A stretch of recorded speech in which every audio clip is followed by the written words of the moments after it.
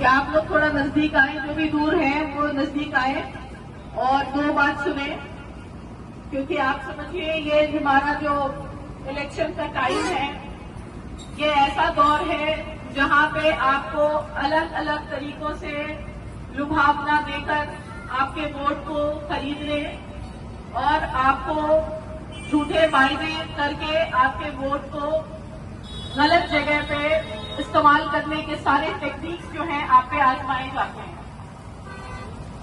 ये election campaigning Shafi भैया के लिए तो है ही, साथ में इलेक्शन कैंपेनिंग इस वजह से है कि आप लोग जागरूक हो। आप लोग को ये समझ में आना चाहिए कि डेमोक्रेसी मतलब कि लोकतंत्र, जमहूरियत में यह है कि जनता जिसको वोट करेगी, जनता जिसको चाहेगी वो सत्ता में बैठेगा और जनता के लिए कानून बनाएगा। आपने देखा कि पूरे 24 साल झारखंड को अलग हुए हो गए। इन 24 सालों में आप बताइए कि आपने कितनी बार वोट डाला और कितनी बार आपके जो वायदे आपसे किए गए थे उन वायदों को पूरा किया गया।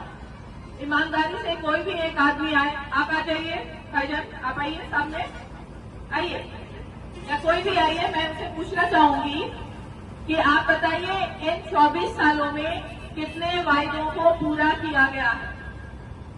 सबसे पहली जो समस्या इस बोकारो क्षेत्र की है, इनफैक्ट अगर पूरे झारखंड में देखा जाए तो पहली जो समस्या है वो रोजगार की है। बेरोजगारी इस चरम सीमा पर है कि आज आप देखिए हर चौक चौराहे पर आपको 6, 8, 10 लड़के नौजवान चाय पीते हुए, सिगरेट पीते हुए या अन्य धूम्रपान करते हुए नजर आएंगे, क्योंकि उनके पास कोई रोजगार नहीं है। उन्हें किसी तरह के रोजगार से जोड़ा नहीं गया है, उनके पास किसी तरह के स्किल्स नहीं है। स्किल्स कहने का मतलब है कि आपके पास कोई हुनर नहीं है। बोकारो के पीछे होने का और झारखंड के इनफैक्ट इन जनरल झारखंड के पीछे होने की सबसे बड़ी समस्या यही है कि यहाँ पे लोगों में शिक्षा नहीं है। यहाँ पे शिक्षा का स्तर इतना गिरा हुआ है कि लोग अपने अधिकार तक को नहीं समझते हैं। वो ये समझते नहीं है कि उन्हें जो वोट करने का अधिकार दिया गया है वो उनके पास इतनी बड़ी ताकत है कि उससे वो अपने मुस्तकबिल के साथ साथ पूरे राज्य का मुस्तकबिल बदल सकते हैं।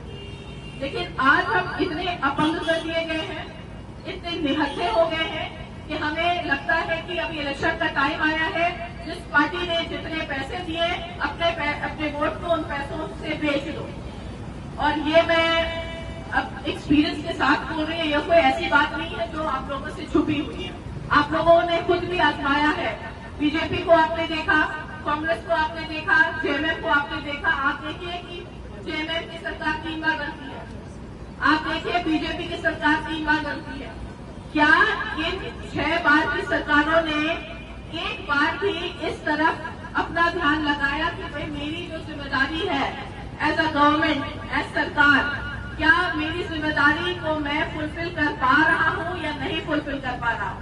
जो मैंने वायदे किए हैं, जब तक आप इन वायदों को उस लेवल पर नहीं समझेंगे कि आप जिम्मेदारी के तौर पर सरकार में आते हैं, आप जिम्मेदारी के तौर पर